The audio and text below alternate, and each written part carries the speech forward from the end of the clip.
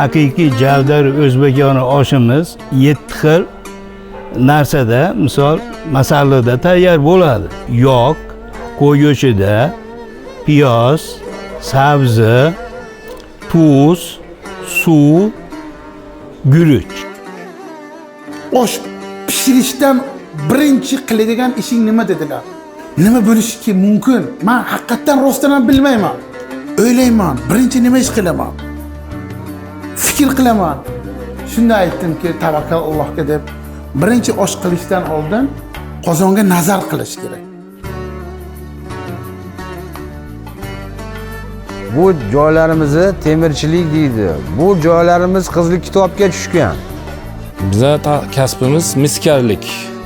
Mani ishim rushnoy. Men bironta stanokim yo'q. Katta qozon ham yasab bilaman, kichik ham yasab bilaman. Menga faqat shablon olaman, kallada og'zi bilan nimasini olaman, yasaveraman hammasini. Qozon olayotganda ahamiyat berish kerak, iloji boricha dur alyumindan olish kerak. Dur alyumindan akslena chiqmaydi. O'zimizda oddiy alyumindan akslena chiqadi. Bizni ko'proq bizni o'zbekchilikka chugun qozon taklif qilamiz. Nimagaki unda akslena yo'q. Ovqati ham boshqa bo'ladi. Uni oshni damlab turib, o'chirib qo'yarasiz o'tini. O'zini issig'i bilan osh damaveradi. Ana bu narsa, ana buni hozir bizlar bilmaymiz, buni to'kib beradi bizga. Laym deydi o'tini. Biz kavshar ham deydi, laym ham deydi. Proporsiyasi bor. Masalan, necha kilo latun, necha kilo sing qo'shiladi bunga, keyin mis qo'shiladi. Keyin olva qo'shiladi. Ana shularni hammasini bitta qilib to'kib beradi bizga. Ana buni biz maydalab, mana buro bilan qo'shamiz. Ana shu holda keyin surtib chiqamiz, ana shu bandni ichkaridan solamiz. Keyin katta gradus 2 xil ko'mir bilan Qozog'istonning ko'mirini ikkovini qo'shamiz, ana shu motorga katta gradusda pishiramiz. Keyin bu ana bu qizarib ketadi beri. Bu asosda ichkaridan erib tashqariga chiqadi. Eng yaxshi kapkir o'zimizda shu eski qora metalldan bo'lgan, qalinroq, oshga solganda egilmaydi, og'ir yuklarni ko'taraveradi. Buni oshga, sumalak qilgan ishlatadi, uzun soqlik. Hali og'ir ko'p osh qiladiganlar, katta osh qiladiganlar, beshalari qalin bo'lishi kerak. Ularni endi bir 2 soat, 3 soatda qilasiz. Qo'qon xonligini tarixini tiklaganda Xudoyorxonni menyularini ham tiklaganlar. Shunda biz ma'lum bo'lganki, Xudoyorxon juda suyukli ovqatlaridan biri, taomlaridan biri bu palov bo'lgan. Palovni uchun guruchni u kishi Cho'ng'aradan, ya'ni So'x daryosi, So'x tomonidan oqib keladigan daryo tomonidan kelgan va uni o'ng tomonida o'sadigan juda ham kichkina joyda, balandlikda joyda o'stirilgan guruchdan qildirilgan ekan. Kulib turgan suv bu So'x daryosi deyishadi. Bu So'x daryosi nihoyatda shirin. Mana shu suv ko'pligi uchun biz mana shu o'rtadagi mana shu qishloqlarda har bir odam sho'la ekadi. 10 so'zlikdan 15-50 so'zlikgacha sho'lisi bor. Mana shu guruchni aslida biz may oyida boshlanamiz. Bu yerda salqinroqda. Shuning uchun shuncha vaqtli ekanmiz. 25-apreldan boshlanadi. Shu yerni traktor rosa haydaydi. Haydagandan keyin u suvda bo'ladi-da bu. Shundan keyin suvni haydaymiz. Loyimoch deyishadi uni. 15 santimetr suv turadi. Ertasiga u tinmaydi.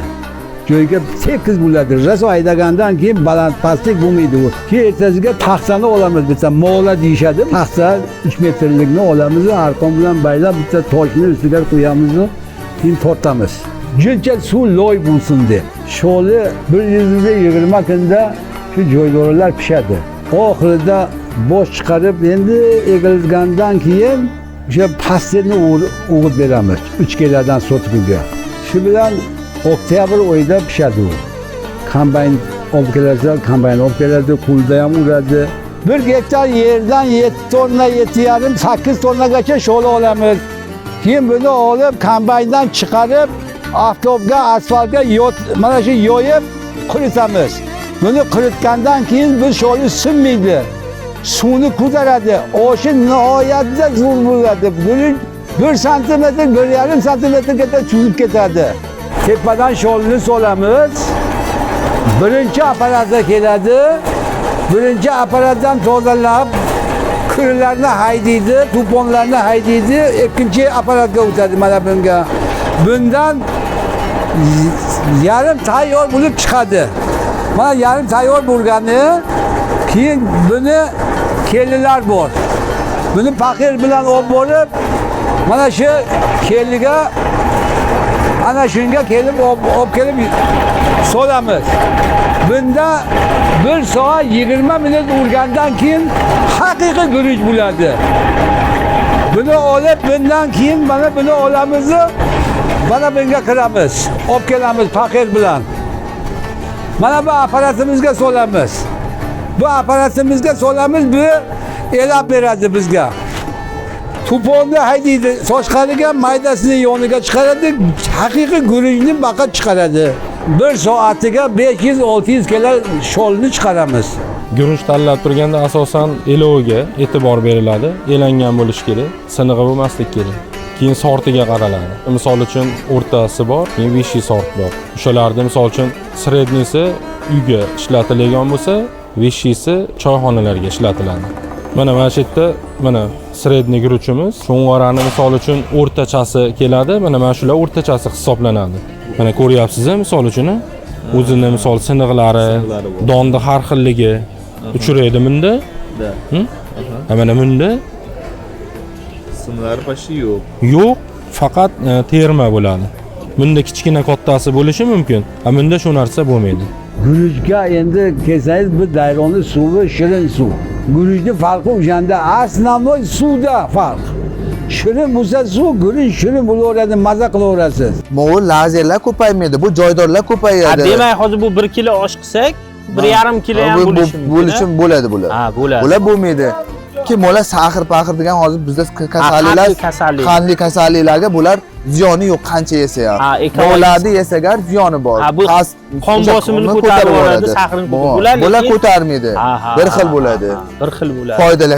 Kim tez hazm bo'ladigan shular.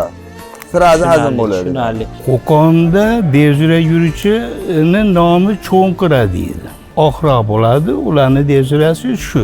Bizda devzira yuruvchilar Andijon viloyatining Paxtabod tumanini Ozod degan qishlog'ida asosan bo'ladi. Suv boshida ichadi. Baraxlida bo'lgani uchun guruchi ob-havosiga qarab mangizi shirin. Bu guruch hammasi bir-biriga o'xshaveradi, mangizlari. Parhez taomiga ham kirgizsa bo'laveradi. Sababi saxir kasallari bor. Devzira guruchni yesa bo'laveradi. Yengilda ko'taraveradi, ziyoni yo'q kasallik uchun. Bu sabzi hozir o'zimizniki ham bor. Ko'proq chetdan ham Uratepa degan Tojikistonning bitta tumani bor. O'sha yerdan sovzi keladi. Juda ham mazali sovzi. Sariq sabzi shirasi qizildan ham 2-3 barobar baland. O'sha uchun sariq 70% sariq bo'ladi. Qolganiga qizil. Zira Samarqanddan olamiz, Jizzaxdan olamiz, Dushanbedan olamiz. Ana bular ketirib beradi, solib xalqimizga chiroyli zira, yaxshi ziralar. Albatta zirasiz xushbo'y hid berib bo'lmaydi. O'zbekistonda turli joylarida zira shunga o'xshagan mahsulotlar yetishtiriladi, lekin Rishtonni oshini eng shirin qiladigan bu ana shu zira bo'ladi. Bu Jizzax viloyatining Zomin tumanida yetishtiriladi va oshni eng mazali qiladigan, xushbo'y ta'm beradigan zira mana shu bo'ladi.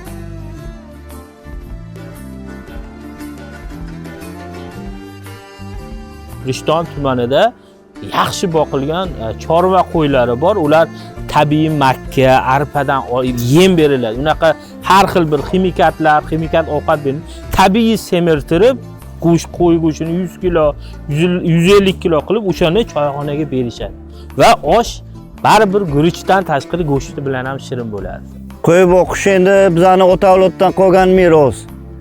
Qish demay, issiq demay bizda kecha kunduz shu qo'yni keynidan bizani joyimiz sho'rligi bilan go'shti mazali. Mana Buxoro deyla, Buxoroni qo'ylari hammasi. Eng shirin joyi mana bizani 20 kilometr bu yoq. 20 kilometr bu yoq, bu o'zimizda aramizdagi qo'ylar, bizdan tashqari atarlar ham bor. Go'sht shirin, qo'sh terisi qarako'l teri, qo'shagimiz bor. Shundan o'zi oziqlanibdi. Qo'yimiz juda yaxshi, semiz. Qishdan nasib bo'lsa agar yaxshi chiqamiz. Mana shu Qo'chqorni dumbasida tabiiy ekologik toza yog'larda Rishtonni palovi o'zigacha chiqadi. Rishtonda mahalliy aholi chorvachilik bilan ham shug'ullanadi. Chorvachilik bilan shug'ullanib, har bir xonadonda kamida 4 ta 5 ta qo'y bo'ladi. Qo'chqor boqiladi asosan va mana shularni bu qassoblarga beriladi. 1 kilo oshga mana shu qo'chqorni go'sht yog'idan 400-500 grammgacha tashlanadi. Har xil yog'lar qo'shilmaydi. Mazasini buzadi, guruchni ta'mini buzadi. Va undan tashqari mana shunday 1 kilo qo'y go'shtini alohida suyaksiz joydan tashalib, o'sha hozir ko'rganimiz To'ng'ara devzirasida chiroyli palov bo'ladi. Pulingdan bir puling qolsa ham osh ye, kuningdan bir kuning qolsa ham osh ye.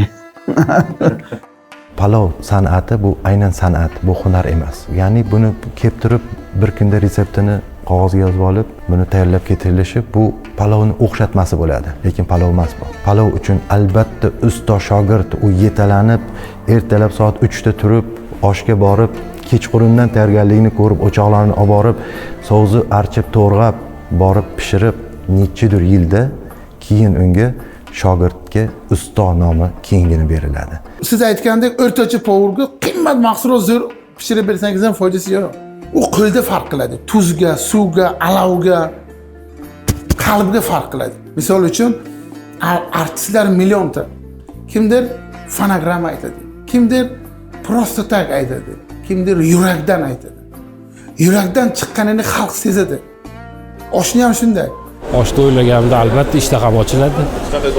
Osh u bizni Samarqandda eng poshsho ovqatimiz. 7 kun osh yeyishga tayyor o'zbek deb o'ylayman va dunyoni qaysi burchagida bo'lmaylik, biz uchun birinchi vatan deymiz, vatanimiz yeri deymiz va qaniydi bir cho'qim osh bo'lsa deymiz. Bir marta qachon dedilar shu 2 qoshiq oshdan yeng dedilar. Men dedim, "Yeya olmayman, to'yganman" dedim. Halisa edim, osh edim.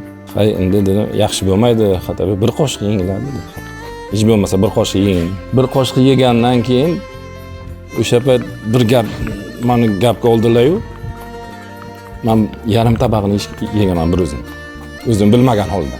Keyin o'zimda kelsam, siz qorningiz to'q bo'lsa, yarim tabaqa yesangiz, qorningiz och bo'lsa bir qozon yeyganingiz dedi. Osh endi osh deb bolalar, o'g'il bola yeydigan ovqat-u. O'zbekona, sharqona.